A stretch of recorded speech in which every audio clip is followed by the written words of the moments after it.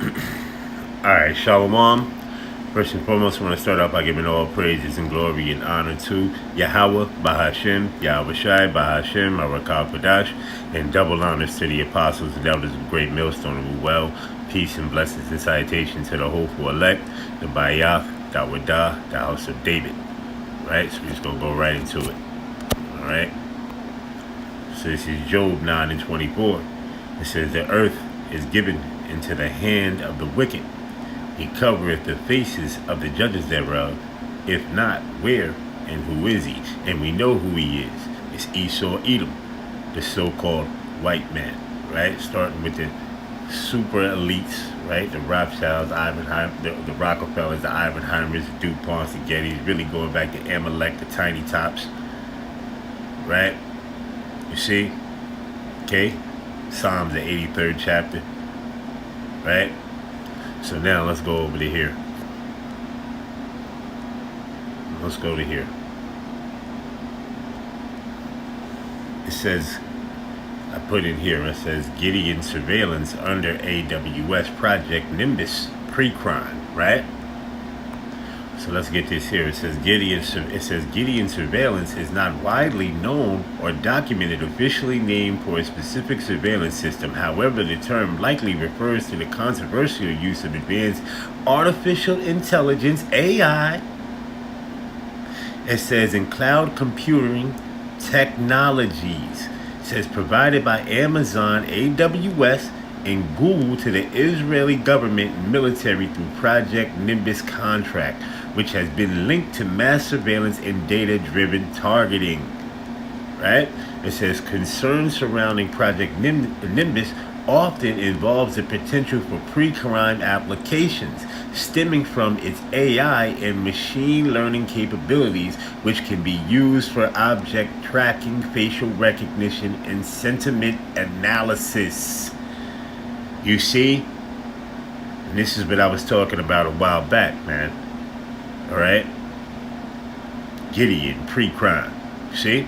Right? So it says Project Nimbus overview. It says contract details signed in 2021. The $1.2 billion contract provides the Israeli public sector, including the military and security services, with advanced cloud infrastructure.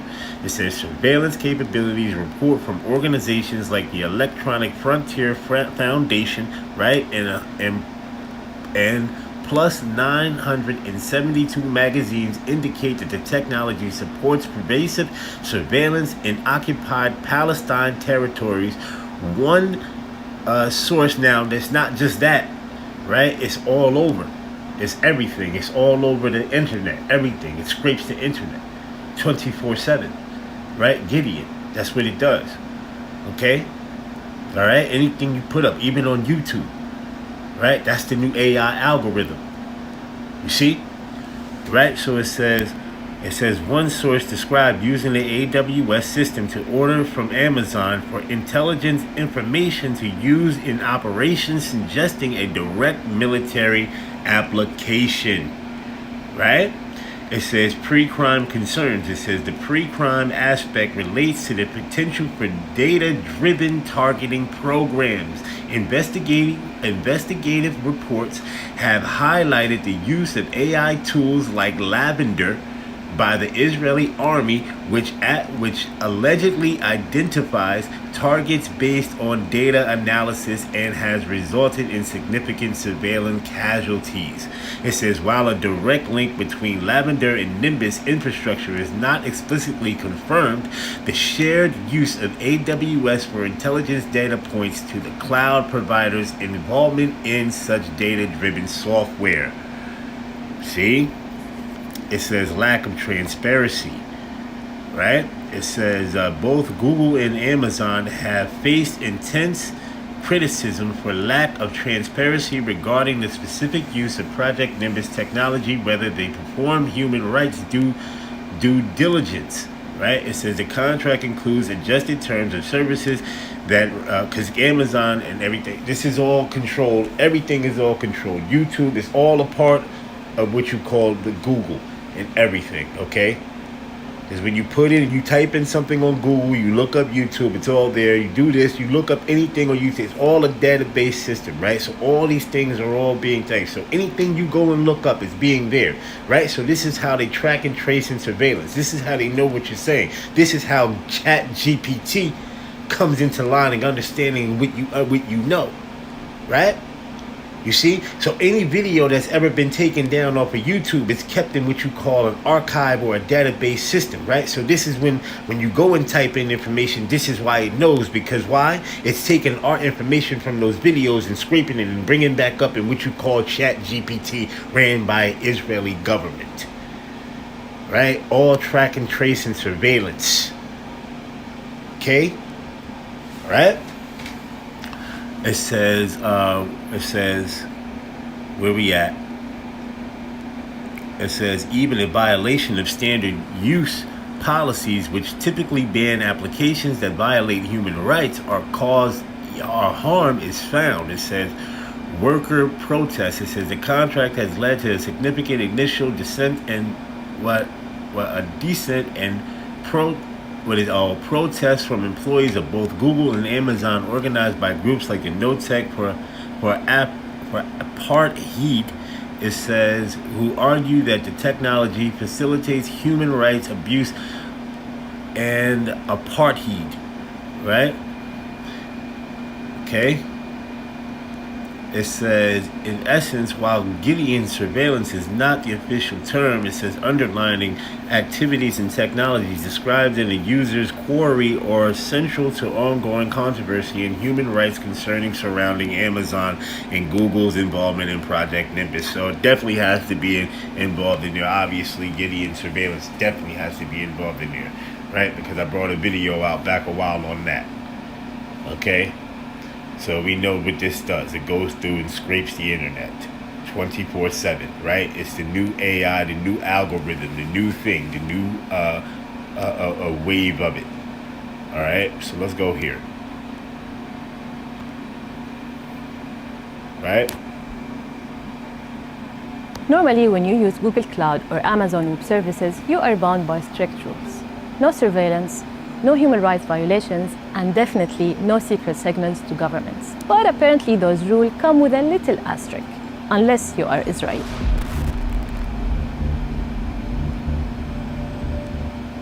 In 2021, Tel Aviv signed a $1.2 billion... Let me get this scripture here. Let me get this here. This is Sirach, chapter 12. Right? Chapter 12 and verse number 10. It says, never trust thy enemy, for like as iron rusteth, so is his wickedness. Though he humble himself and go crouching, yet take good heed and beware of him, that thou shalt be unto him as thou hast wiped a looking glass, and thou shalt know that his rust have not been altogether wiped away. And as you can see, that's how you know that these people over there, they're not the people of the Most High. They're not the people of Yahweh Shem Yahushua, right? Because the scriptures speak about there'll be no war on earth anymore. So as you know the so-called Negroes, Latinos, and Native Americans, we are the Israelites. We are the Hebrew Israelites. We are the people of Yahweh Shem Yahushua, right? Okay? Because the curses fit to us. We're not the ones going around the earth stealing, killing, robbing, and raping, and destroying and plummeting, right? You see? And stealing resources, right? These things are happening by who? The devil. All right? Okay? But see, they like to push that narrative off on us, right? Oh, they did the drug dealers and these are the murderers, the rape. But really, you got these people behind the scenes, right? The tiny tots, right? Okay? Who are really the operational setups, the go in, the pillage, destroy, the fugitives, the vagabonds, the rape robbers and murderers. All right, this is their MO, right? Your secret backdoor things, right? This is a part of what you call their sacrifices, right? Left hand witchcraft bowing down to different gods, right? These left-handed witchcraft gods, Baphomet. You see, and so on and so forth, all these other high up gods, right? A part of this Freemasonry world, right? 33 degree and up, right? Because there's even higher up than that. You see? Like Nero 47. He ain't nothing but a York Rite Scottish Mason, right? Freemason, right? So as you can see, he wearing the blue tie, right? He got the blue tie on, then one day he'll have the red tie on. You see?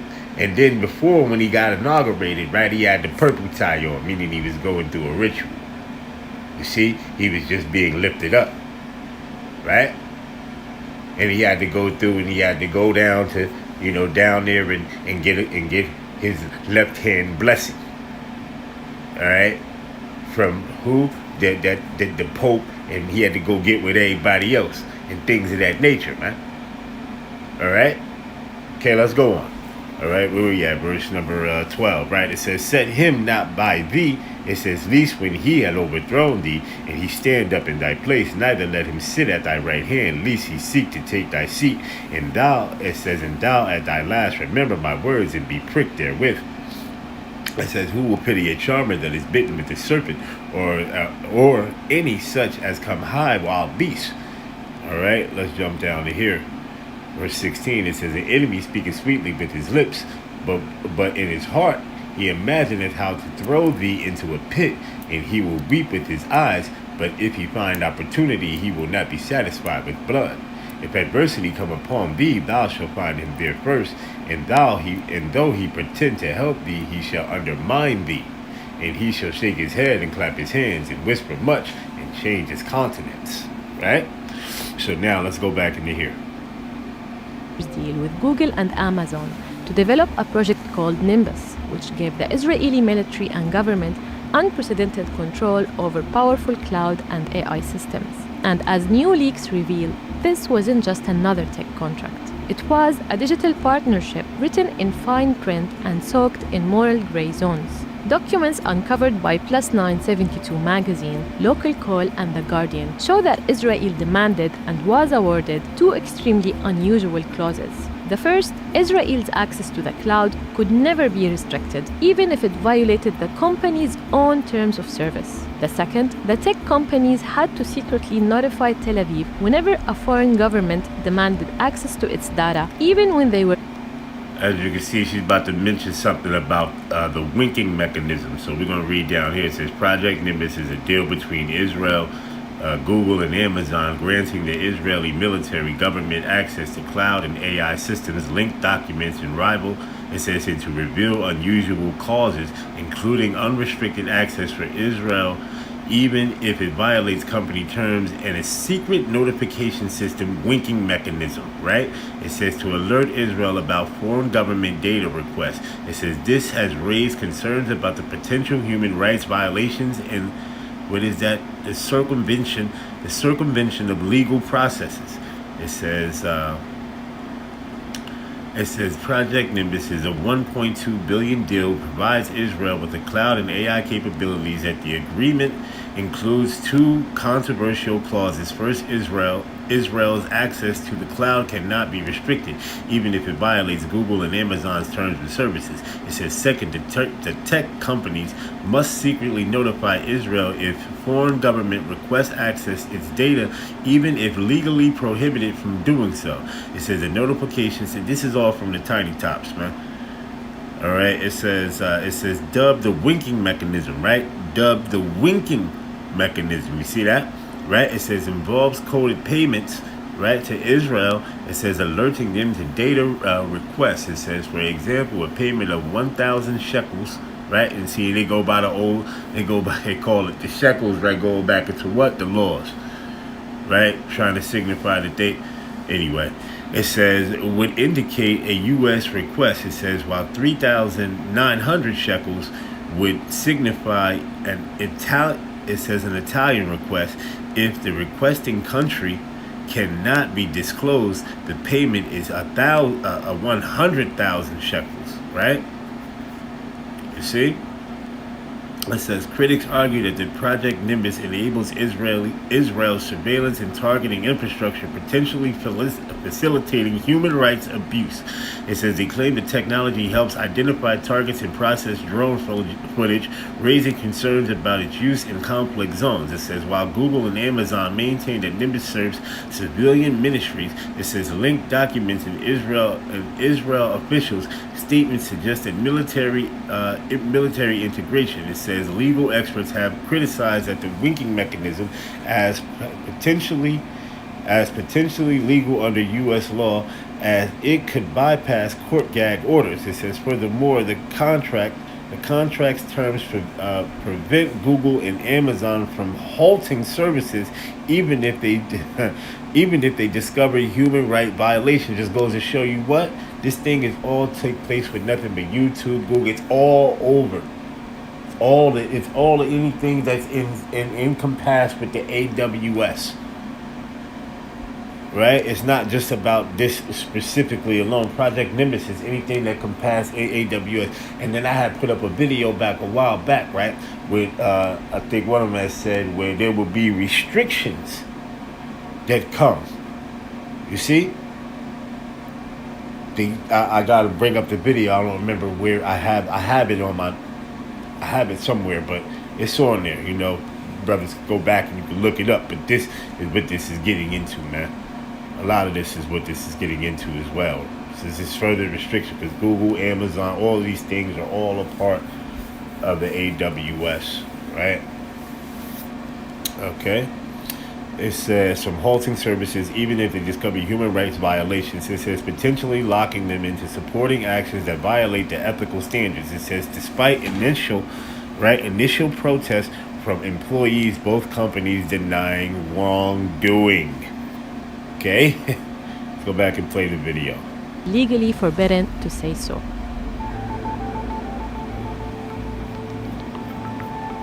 To do that, the tech giants invented what insiders called the winking mechanism. If Google or Amazon were forced by a foreign court to hand over Israeli data, say to US authorities, they'd send Israel a coded payment in Israeli shekels.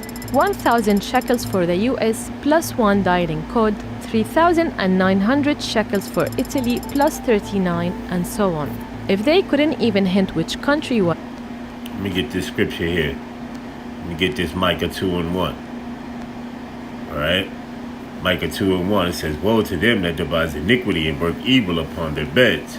When the morning is light, they practice it because it is in the power of their hands. Right, there you go. You see? Because it's in the power of their hands. Right? No? Unrighteous decrees. Right?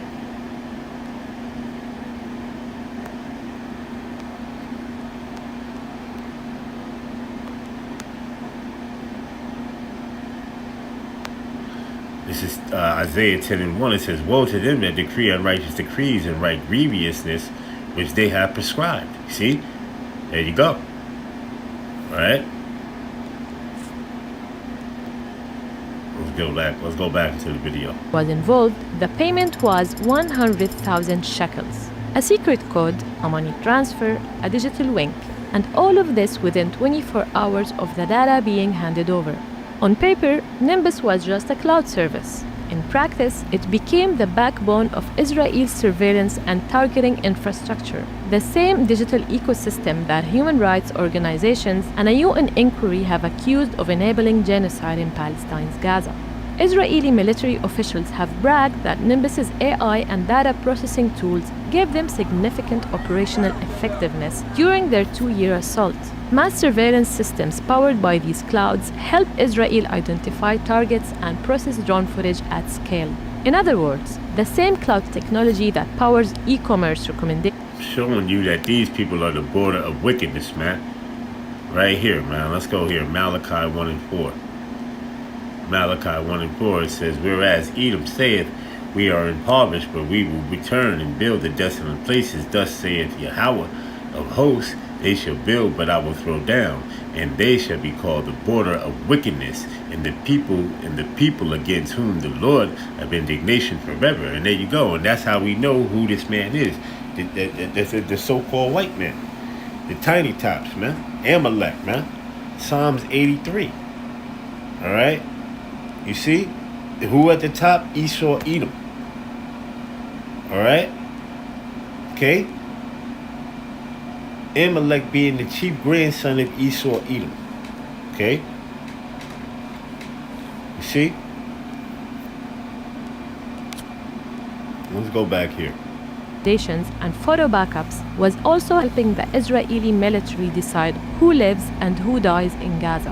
While Google and Amazon employees protested internally, warning that their tech was being weaponized, both companies denied wrongdoing, saying Nimbus only served civilian ministries. But leaked memos and testimony from Israeli officials show the military was deeply integrated into the system. Legal experts call the winking mechanism unprecedented and illegal under US law because it effectively bypasses court gag orders. It's a loophole built to keep Israel informed no matter what. At the same time, the clause preventing cutoffs meant that even if Google or Amazon found Israel's use of their tech was facilitating war crimes, they couldn't stop it without breaking the contract and paying heavy penalties. So while other companies like Microsoft pulled services from Tel Aviv after discovering human rights violations, Nimbus locked Google and Amazon in. Israel had preemptively made sure that no pressure built up from company ethics, employee activism, or international law could unplug its digital war machine or interrupt its genocide. Imagine this. A US court orders Amazon to hand over Israeli data related to a war crimes investigation. The order includes a gag rule. Under normal conditions, Amazon stays silent. Under Project Nimbus, Amazon quietly transferred 1,000 shekels to Israel, effectively whispering, "Hey, someone's looking at your files." That's not just a tech workaround. That's government-to-government espionage made legal through clever contracting. Both companies deny any wrongdoing. Amazon says it never circumvents legal confidentiality. Google calls accusations of illegal behavior absurd. And Israel's finance ministry says the reports are baseless. Yet, the leaked documents signed and finalized say otherwise, that Israel demanded and received these powers. It's a contract where company laws regarding control of data ethics were tossed aside to serve one need. Let me get this here.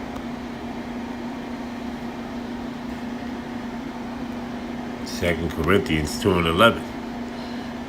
It says, least Satan should get an advantage of us, but we are not ignorant of his devices. Right, we're not ignorant of his plans, man. We know what's going down the pipe. We know what's going on. We know he wants to. We know the new world order is up and up. They want to get these things up and running, or it's in the making, or things that are going on. Right? We see that in the midst, man. We have the eyes off to see it. You see, of a technocratical world, right? See, now that whole 6G thing, right? That's getting into what you call pretty much advanced interface of thought patterns, control frequencies and mind and thought and body, right? So it gets how can I say, it gets deep, hooked up with that ship, right? Hooked up to a technocratical world, right? A smart world, okay?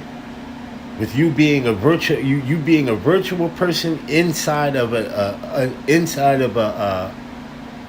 you actually being a physical person, but being a virtuality person at the same time. Transhumanism, AI and a robotic hookup.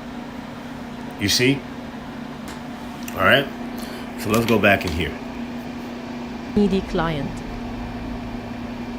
So to recap, if I or you violate a tech company's terms of service, we get banned from those platforms. But if Israel does, its $1 billion guarantee protects it for 7 years.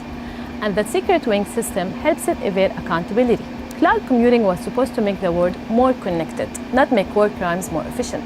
But hey, next time you see that little cloud icon on your phone, just remember, somewhere someone's getting a secret alert, and it's not meant for you. All right, so let's go here real quick. Welcome back. This is MEE's Live's Deep Dive, where we dive into a story shaking up the world. And here's a question.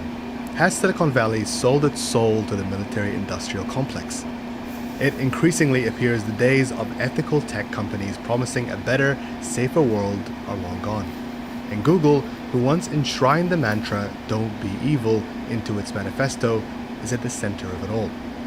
On Tuesday, we heard from Microsoft employees who staged a daring protest at the company's 50-year anniversary celebration. You may have seen the footage. AI engineer Ibtihal Abu Said told us how the tech giant is helping Israel surveil and translate conversations by Palestinians in Gaza before they're targeted with airstrikes. But Microsoft is just the tip of the iceberg. A growing number of tech workers inside the world's most valuable companies are speaking up, risking their careers to highlight what they say is a growing ties between big tech and... I'm just going to play a little bit of this. I'm not going to play a lot. Get into some scriptures and we're going to, get up out of here. Israel's high-tech war in Gaza. One of the biggest and most secretive of these is Project Nimbus. We first caught wind of it back in 2022, when Amazon and Google staff began raising the alarm about a $1.2 billion contract between those two companies and the Israeli government. The contract gave Israel's army access to state-of-the-art cloud services and data centers built specifically to help it monitor the West Bank and Gaza and carry out military strikes efficiently. Last year... Let me get Revelation 6. Revelation 6, and let's just jump. Let's start right here. It says, "And there went out another horse that was red, and power was given to him that sat thereon to take peace from the earth, and that they should kill one another." Right, that's talking about they're going into their wars and things against themselves, Esau against Esau. Right, it says, "And that they should kill one another, and there was given unto him a great sword." Right, and that ultimately that great sword is that ICBM missile. Right, and these direct energy weapons and so on and so forth. Right, now a lot of nations have control of these things. The Esau Edom has direct energy weapons. These towers, 6G towers, 5G towers, they're nothing but direct energy weapons. All right, with gamma rays and so on and so forth, man. All right, when you really understand, all right, you see, they're gonna package it up as it's something that it's not, but it is, man. Okay, high frequencies of radiation, man. All right, okay, let's jump down. All right, verse number 8, it says, "And I looked, and behold, a pale horse, and his name that sat on him was Death." And who's that? Esau Edom, right? The man of death, okay, the harbinger of death. Right, it says, "And hell followed with him." Right, he always bringing destruction. See, going Operation Takedowns and take over, rob, raping, and pillaging, going in and stealing people's resources out of their lands. Right, you see, Psalms 55. All right, it says, "And power was given unto him over the fourth part of the earth, to kill with the sword, and with hunger, and with death, and with the beasts of the earth." You see that? And with the beasts of the earth, right? So let's go back. Play a little bit more, and then we're going to get up out of here. Here in May, Google cloud engineers disrupted a conference in New York held by Barak Regev, Google Israel's managing director. Have a listen. I'm a Google Cloud software engineer, and I refuse to build technology that powers genocide, apartheid, or surveillance. Project Nimbus puts Palestinian community members in danger. I refuse to build technology that's going to be used for cloud apartheid. No cloud for apartheid. No tech for apartheid. Free Palestine. Google is complicit in Israeli genocide.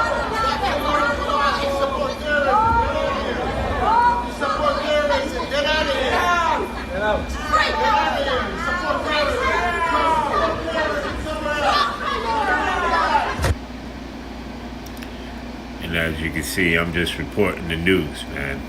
This is, all fair use. Just reporting the news. By the way, those two engineers that you saw in the video, as well as dozens of others who took part in these protests, were all fired. So why does Israel's army actually need state-of-the-art data centers anyway? Well, it's increasingly using AI technology in its targeting of airstrikes in Gaza. Last year, investigations by The Guardian and 972 magazine uncovered Project Lavender, an AI system designed by Israeli intelligence unit 8200.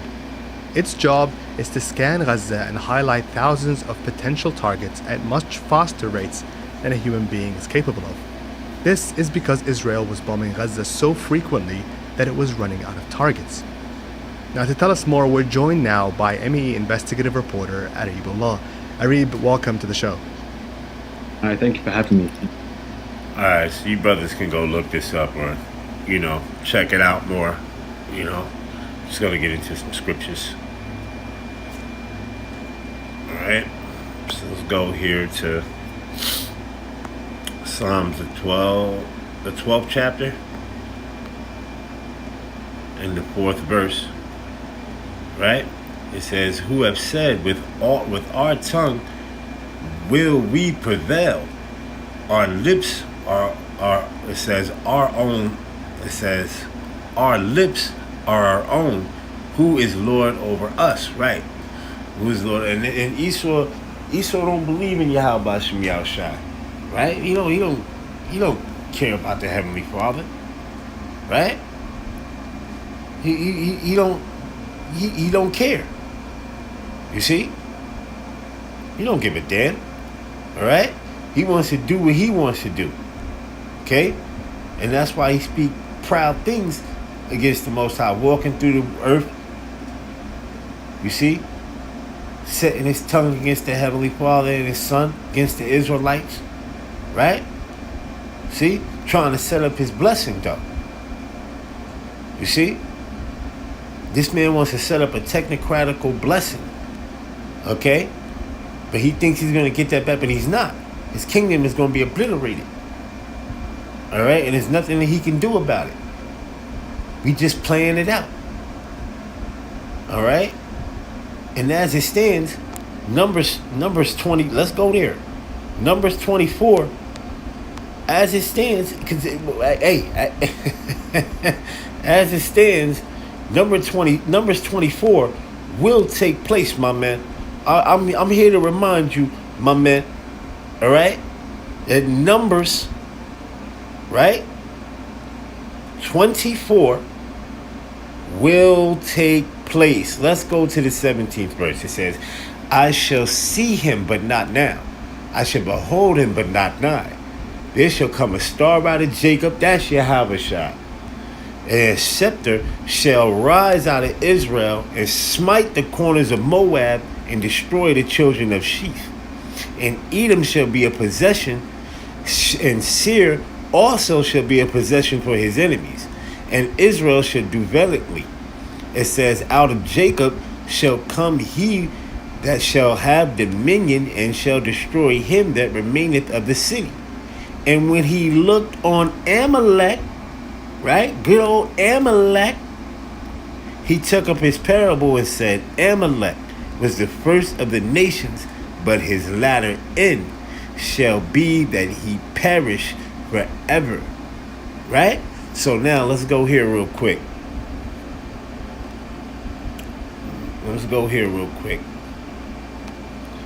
Second Ezra, the 6th chapter, and let's go to this.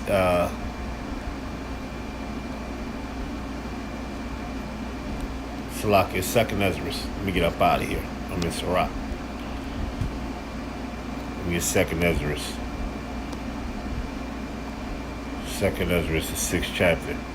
Let's go to the 7th verse. Right? It says, "Then answered I and said, What shall be the parting asunder of times, or when shall be the end of the first and the beginning of it that followeth?